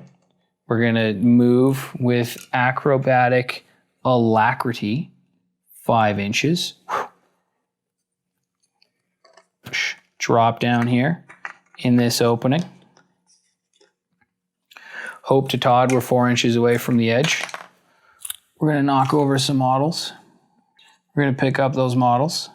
I am inside 4 inches right now, so I have to somehow move before the end of the next turn, or I lose my leader. But we're gonna worry about that later. We're gonna worry about attacking now. I get 5 attacks base. Because we're bitter rivals, I get to add 1 to the attack and strength characteristic. I gotta find a dice. I dropped a dice and I need it because I now have 6 attacks. Sometimes I worry if I do things too favorably for the Cypher Lords. Let me know. Somebody in the comment section had mentioned rolling up artificial intelligence rules and having like autopilot enemies. I'm not really sure how to do that. I don't really know. There is a Games Workshop module for like an AI-driven monster that I'm gonna play one of these days. I'm trying to keep things so that the Cypher Lords don't utterly get decimated and lose. But I also don't mind if they lose because it's more thematic that way. If there's a bit of tension, if there's no tension, there's no stakes, no excitement. So I do want there to be tension and stakes. So just let me know, give me feedback. If you think that I'm going too easy on them, if that guy, when he fell over, if he should have stayed alive, let me know if that stuff bothers you, because I'll do things to fix it. This is for you as well as it is for me. I'm having fun if you're having fun. If you're not having fun, what's the point? So, speaking of fun, let's see this Thrallmaster, Luminara, Truscala. That's not her name at all. Aurelius Calmarand gets 6 attacks at strength 5 versus a toughness 3 necromancer. 3 ups to hit. Feeling good. Yeah. She comes out of the sky, just super like Ninja Scroll style, hucking, throwing stars, swiping with the fan, 2 criticals and 2 hits. 12 plus 4 is 16 damage. That was flipping brutal. Holy crap. Whoa, okay. I don't want to end the game too soon. You know what? Don't get ahead of yourself, Southgate. She can heal herself. So, and she has a skeleton within inches of her. So let's see what happens on turn 4. It's not all over. My leader does not have any destiny levels, so she can't do any rerolls. But I think that 12 plus 4, I think that 16 damage is a pretty good showing. Pretty good show. Okay, I like that. I'm happy with that. This pleases me. But I gotta remember, I can't stay against the edge or I'm gone. There's demon gas or something's coming and it's gonna hurt. Okay. Let's step away, but not too far. We're gonna look back out on our minions battling. It is skeleton fight time. Yeah, let's see this skeleton attack my mind bound. What's gonna happen? 5 and a 4, your strength 3, and I'm toughness 3. So those are both hits. So that's 2 damage to Illuminate, who has 5 injuries, 5 damage already. So we're gonna put 2 little ones right there. Am I in the wide? I am in the super wide. Okay, so you can see that. And he gets a second round of attack. What's gonna happen? Place your bets. Nope, don't move that box. Move that box. What's gonna happen? Place your bets. Did you bet it was gonna be a critical? I bet you did. I bet you did. Well, she dead. Well, she's been eliminated at the very least. That is the first casualty on the Cypher Lords side of the pitch. Let's give Nagash's horde a hand. As upsetting as it was bound to happen. Okay, that skeleton has now gone and has 3 wounds, and we are back over to the Cypher Lords. So this guy hasn't gone, you haven't gone, and you haven't gone. I've got a triple left. My leader and my general have gone. I'm sweating. And I don't know why it's so noisy in my apartment today. The pipes are going, the fridges are going, people are doing laundry. It has never been this loud. I hope you can't hear this. It's so loud. A very excited White King surveys the battlefield, brooding over whose head he wishes to claim. Pretty good chances he wishes to take the head of Aurelius. What is her name? That's her name. Pretty sure he wants to take the head of Aurelius. Him and his wife have had issues with Aurelius for years, going back to when they were in college, and there was, nah, that's stupid. We're not talking about that. Okay, but it is a Cypher Lord activation, and I want to make it count. I can boogie this model out and get her where she's needed, because there's going to be an absolute slobber knock slugfest over here in a few turns. And I can tie up that skeleton because I can move 5 inches. And these models aren't important. These are a distraction. So I am going to leave Forsima alone, and I'm going to boogie out of there.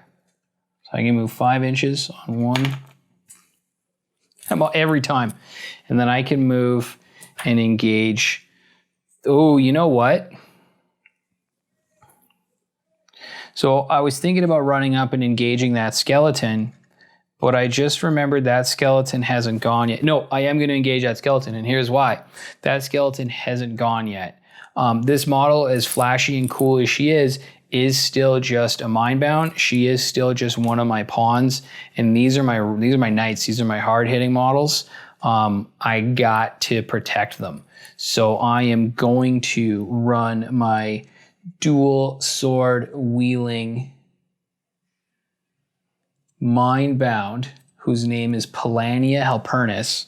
She is going to make a double move and get into base-to-base contact with this skeleton. Even though she also has a 2-inch range, I am going to make that skeleton attack me and lay down my life for the greater good of the Cypher Lords, because what's most important is making it out of this thing alive so we can put a spy in the House of Talents. That's right, you guessed it. That's what we're doing here. Okay, so that was a relatively, it seemed uneventful turn, but it was actually pretty big in the long run, because I have just taken all those criticals off of a model who needs to stay alive.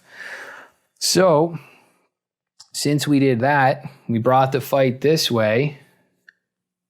This guy's gone. You're here. He fell down when I hit my head on the table. So, let's see the fight over here then. That skeleton is now going to get 2 rounds of attack into the face of Pelania. What's it going to be? Place your bets. Not a critical. Dang, just a regular old hit. So that is 1 more damage, not a 10. 1 more damage. She's at 7. 3 more and she's dead. 3 more and she's dead. What's going to happen? A miss. A big miss from the little skeletal minion, leaving her alive to fend for her Thrall Master in the coming turn. Okay, all right. This is super exciting. It is now a Cypher Lord turn. What are we gonna do?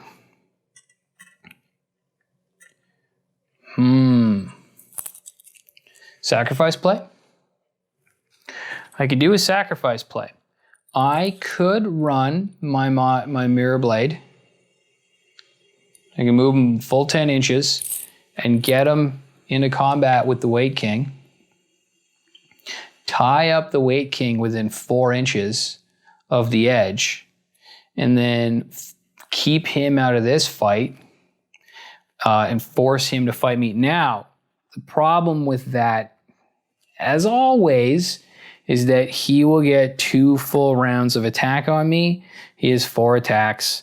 He's still got a triple. He's definitely going to behead me, and it's not going to be a sacrifice play. I'm literally just killing myself. That'll hold him back.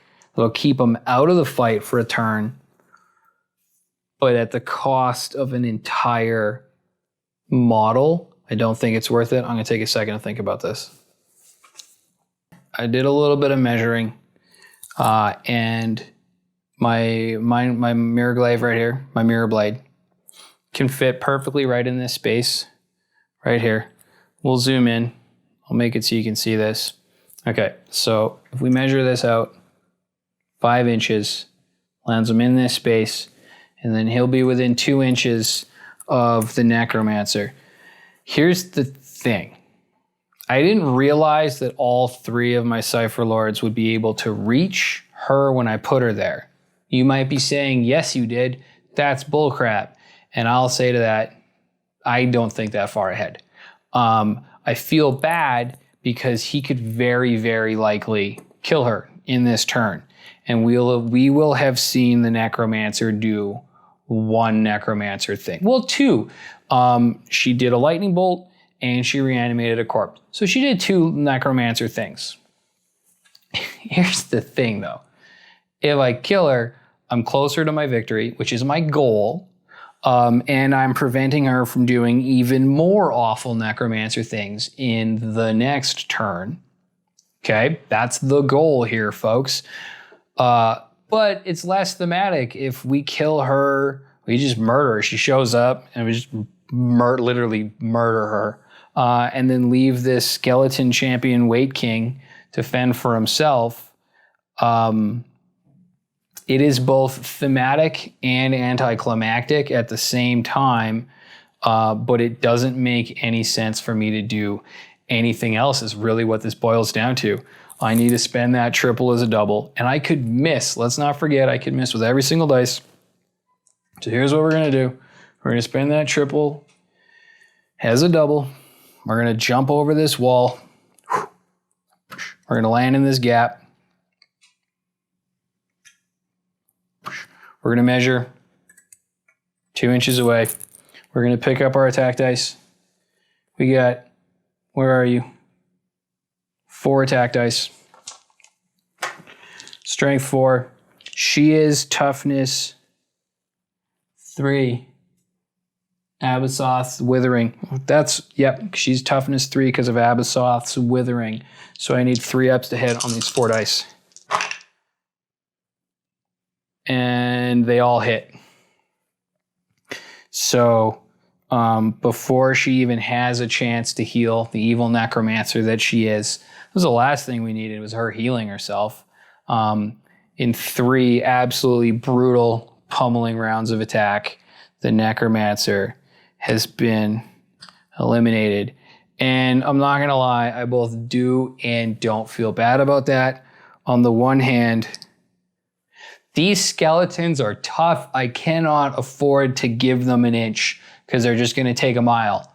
Let's be honest here. I still have to get through this Weight King, which I'm probably going to do because that is a lot of hurt right here. That is a really mean corner. Let's zoom in on that mean corner. I'm going to get you an insert shot. But that's what happened. Let me know how you feel about that. Was it kind of disappointing? I don't really know. I mean, I had a hard run. Like, leading up to that was really tough. So he still has to go. He still gets to activate, which he's going to do. And he moves. He's going to activate right now. And he moves 4 inches. He only attacks 1 inch. So he is going to double move. Now, with Beheading Strike, I got to look into it. I think you still have to attack. Yeah. So you can only use that beheading in a turn in which you attack. So if I use my triple as a double, I'll get an extra inch and I'll get into attack range this turn, and I can throw down an attack. So that's what we're going to do. I can't use it as Beheading Strike because then I can't get into attack range. I don't have a double to use. Oh, he's not the last model on the pitch left anyways, so still two more Skeletons to activate and one more Cypher Lord. Okay, so let's do it. Let's walk him in. He's within an inch. Before I do that, I'm gonna get a shot of this group of mean machines. This is my new me and the boys meme. Me and the boys after murdering a necromancer. So the Wait King will stride forward through the door and get off one round of attack. Does this make sense? Does it, like, he's gonna die. He's gonna get 4 attacks. He's strength 4. He does 2 base, 5 crits. I can't use the triple this turn because he's too far away. He can't get to within an inch. He does have 1 inch attack range. He moves 4 inches. I am now in absolute slaughter range, though. Would he run? We can't run away. We can run away. But would he, though? Like, if you were playing, you'd probably run away. Your goal is to kill my hammer. You would try and get all those skeletons. There's only 1 skeleton here right now.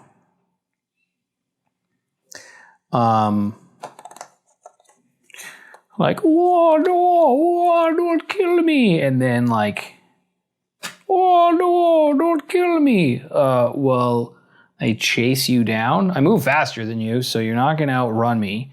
If you move this way, I move that way and attack you, all of my guys can reach you. You move that way, you're not gonna move that way. That's stupid. Why would you move that way?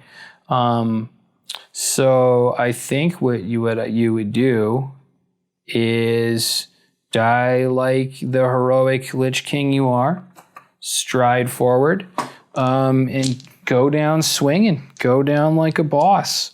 I don't know. Things can turn around. Who knows the way this is gonna go? Because I know the way it started. Here it is, 4 attacks from the Wait King, who is strength 4. He's gonna attack my leader, which makes the most sense. My leader's toughness 4. So we're looking for force, because it's a match. 2 hits. 2 hits with that Baleful Blade, 2 damage each. That does 4 damage to my leader. We'll put a 1 and a 3 on Aurelius, yeah, okay. I'm starting to remember their names. And the Witch King has gone. Everyone in this corner has gone. All that's left is this Cypher Lord, Dual Master. This dude has a reroll.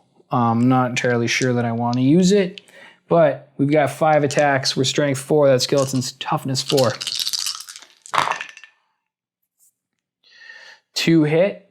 Those 2 hits do 2 damage each. That puts 4 damage on this skeleton who's getting his first introduction to a world of pain. And Smokey, you are entering into a world of pain because we're attacking again. World of pain. I told you, buddy, you mark it 0, Smokey, and you are entering into a world of pain. So that is 6 damage to a model who has 4 and has 8 hit points. Slicey, dicey, bashy, crashy, and just a punch for good measure.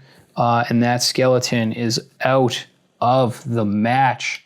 2 rounds of a very difficult attack for a Cypher Lord has cleaned that skeleton's clock.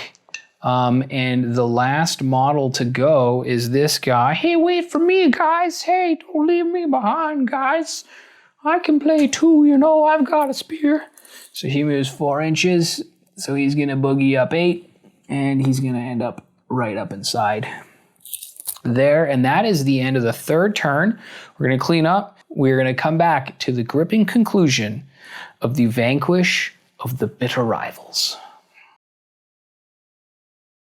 Looking back on that turn, I guess I shouldn't feel really bad for getting all my models over the wall and pummeling Malevalyn the way I did. So I had a little cat hair in my eye.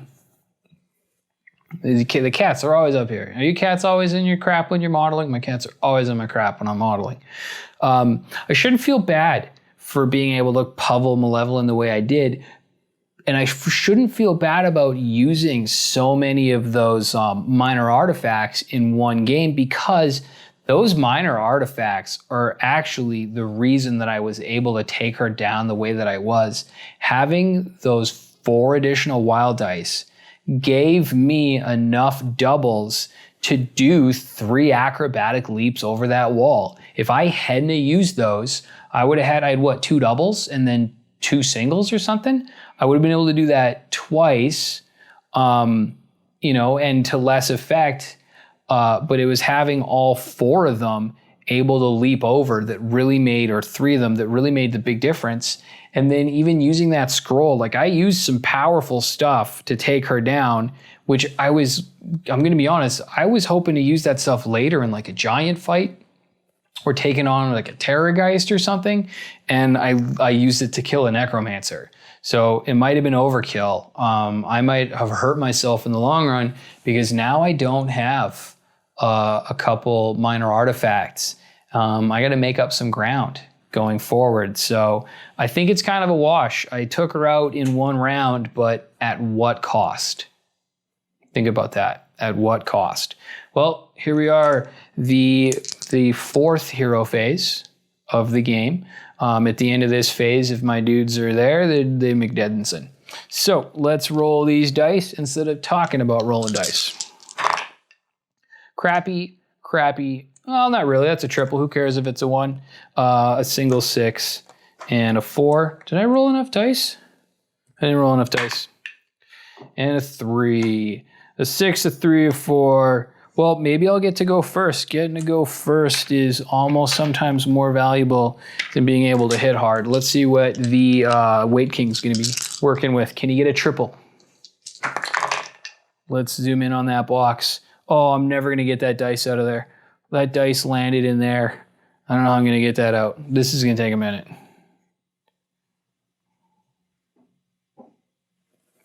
I did not get anything over. It was a 6. Okay. So,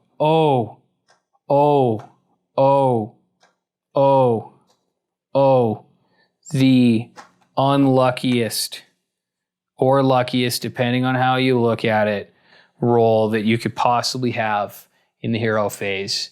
Yahtzee. Is that Yahtzee? A straight. It's a straight. Nothing. No doubles. All singles. You're going first, but you ain't doing anything special. So, lucky for me, they will not be doing a beheading strike.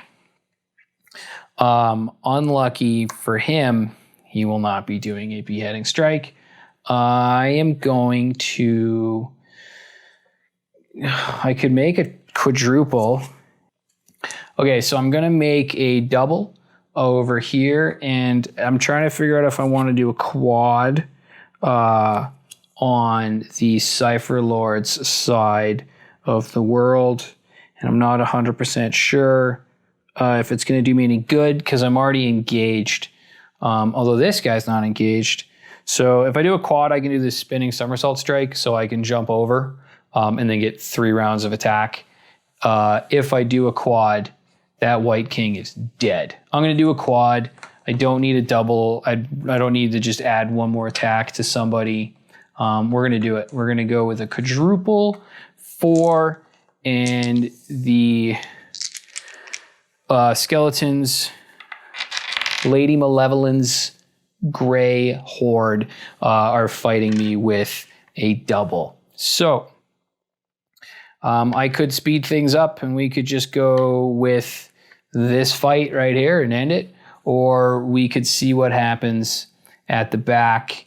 And I think that in the interest of brevity, we're going to move this fight along. We'll bring up Luminara. I don't need to fight everything. That's the thing. So I'm going to bring up my Luminant. She moves. I'm just going to get her out of harm's way. She moves 5 inches, so she can go 10 inches.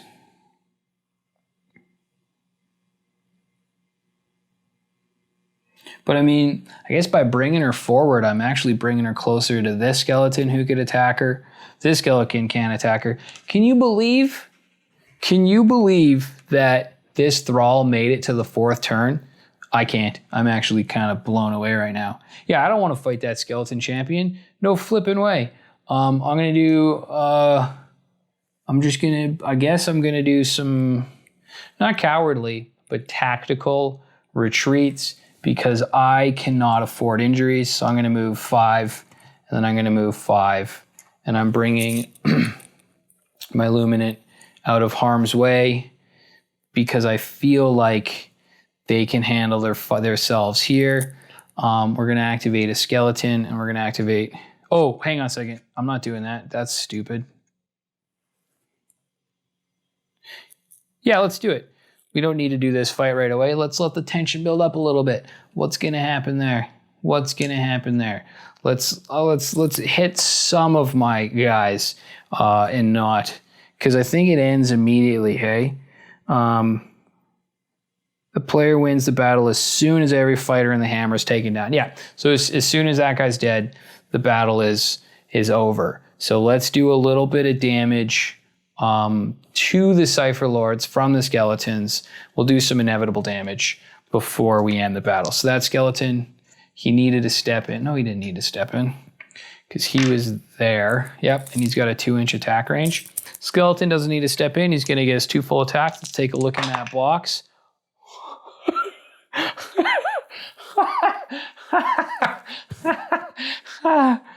These are the luckiest skeletons I have ever controlled. These skeletons are the luckiest models I have ever controlled. Hands down, no arguments. I have never thrown more consistent criticals in my entire life. This was the model with the gut wound anyways. Gone.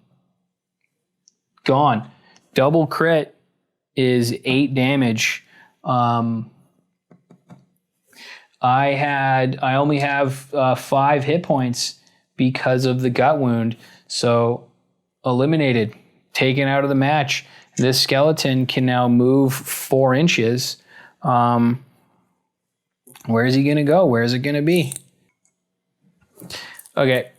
He's just going to go tie up this dual wielding mirror blade to keep him out of the fight, because there's a chance that he could enter that fray. And let's see if this skeleton takes plummet damage. He takes 1 point of plummet damage.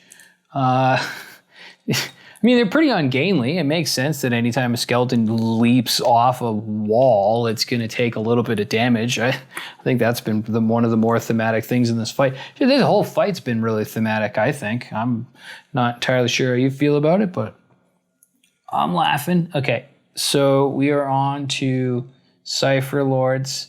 I think I made a big mistake with Luminara, but I don't want her to get injured. So maybe I made the right choice. Let's see what we can do with this Thrall, or should we just get on with it? If this was live, I'd ask you, like, should we just get on with it? Should we just do this fight over here? All right, let's just do this fight over. No, I don't know. I'm gonna tease you for a little bit, but I don't want to lose you. I don't want to bore you, because you just want to get to the end of the video, and here I'm fighting stuff that doesn't matter when I could just pummel this guy and be on with it, because I've already eliminated a third. Let me check something, because you get points for eliminating a third, like thirds of your opponent's army. So let me just we'll look one thing up. So you get a victory point if you take down a third of your opponent's warband, and you get 1 victory point if you've taken down 2/3 of your opponent's warband. I have taken down 1/3. A third of 15 is 5, and I've taken down 6 models. And actually, I took down 7 because one of them came back, so I took it down, but it got reanimated. I'm not sure what the ruling on that is. I'll have to check the FAQ.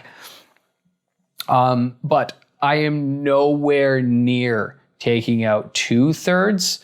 I would have to take out like 4 more models, and I think I'm a long way from doing that. It is worth 1 victory point, but you've seen how tough and resilient these skeletons are. I think I'm just going to focus on the Weight King. He has 25 hit points. It's entirely possible that through some form of black magic screwballery, he doesn't die. in this turn. It's entirely possible. Like, I'm going to jump this guy over, which is actually putting him in danger ranger because he'll be within suck out. And I gotta just double check this.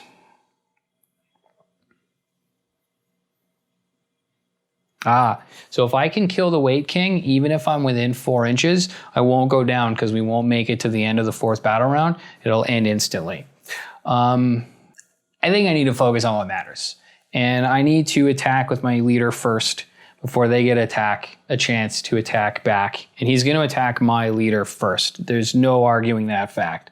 So I think the most important thing to do is pick up these dice, throw one halfway across the table, retrieve it, and then roll these dice for my leader. Hey, by the way, also, let me know. I'm asking you to let me know on stuff. Just pick one. Just pick one thing to let me know. Unless you're still watching and you just scroll down. I found a 10 damage wound, like right here near my leader. And I don't remember, did my leader take 14 damage or 4 damage? I don't think she took 14 damage. That would have been from the necromancer. And that seems high. She only does 4 with a crit. Okay, that definitely was not on Aurelius. So let's do it. Okay. First round of attack, 5 dice, strength 4 versus an unfettered toughness 4. I haven't used anything and I'm not going to use anything. So we need force. Oh, we got him. Oh, in abundance. Oh my goodness. Let's zoom in on that. Holy cap. Holy cap. So that's 6. How many dice did I roll? 1, 2, 3. That dice I didn't roll. So we did 2, 4, 6, 8 plus 6. It's 14 damage to the Wait King. 14 damage in the first round of attack. Things are not looking good for the Wait King. For Gary? What was his name? Gary? Did I call him Gary? I think I called him Gallum. Growlum. That was pretty close. So things aren't looking good for Growlum the Gray. I don't know if he's going to make it out of the other end of this thing with his head intact because I'm going to bring it home with me. Second round. 2 hits. 2 hits. He's making it out of the other end of this. That is 4 more damage, which puts him at 6, 7, 8, 18 of 25. And it is now his turn to activate. And we are definitely going to activate him to see what he can do. He's going to spend that double. He's going to attack my leader. You get bonus points if you take out a leader. He's going to get an extra attack, so that's going to give him 5 attacks. We're going to use the same dice that we've been rolling this whole game. So he gets 5 attacks. He's strength 4. I'm toughness 4. The usual. 2 hits. 2 hits do 4 damage to Aurelius. 4 damage puts me at 8. So we'll grab a 5. We'll speed things up. We'll put that there. And the second round of attack, 5 more hits are coming through. Let's see it. 2 more hits. That's 4 more damage. That brings me to 12. So we'll do a 10 and 2 1s.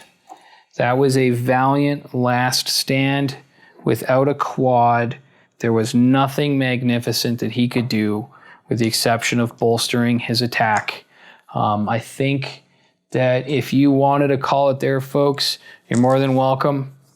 I think that's it for them, folks. I'm going to play this one out. You're welcome to skip ahead to the end. I had the Davidson family comment in one of the previous videos that they would like to see the end game results on camera. So I'm going to do that today. Either going to put it at the end of this video or put it in a separate video. I'm not 100% sure, but you can stick around and see how the rest of this plays out because more skeletons are going to keep attacking while I'm taking turns wailing away on this Wait King. but I think that he's dead pretty soon here. So feel free. Thanks for watching. If he's take off now, if you're going to stick around, it is now my turn to attack, and I'm going to attack with this Cypher Lord Mind Mirror Blade right here, who has 4 attacks. Nothing special on the bonus. Strength 4, toughness 4. Looking for 4s. You wanted them. You got them. That's 3 criticals. That is 15 damage to the Weight King. He's dead. And with that, the hammer, which I thought was going to be a lot tougher a nut to crack, has been eliminated. That was tense. All the way up until my hammer absolutely decimated their hammer. I tried to put a wall between them and me, and it did work for a time until this deployment. Having our hammers so close together, was really tough on them. I was able to get my hardest hitters into their lines really fast, which is what turned the tide for me. But struggling with those skeletons to get there, like everybody took damage. Almost every model, nope, not almost. In factually, every model on my side of the board took damage, and 2 of my pawns were killed. I only took out like 4 skeletons or 5 skeletons, and the only reason I took them out was because they all took fall damage. So that was actually a really, really, really tough battle. That was hard. That was a hard fight. And I'm sweating, I'm reeling. I unfortunately, the 2 that died, got taken out, already have the injuries. So I'll roll and see if maybe I replace their injuries, or see if they recover first and then get injuries. But I love that. I hope you had a good time watching the Cypher Lords take on the skeleton horde led by Lady Malevalyn Gray. And that's not the last we're going to see of her, because I doubt we took her head, and I doubt that she was...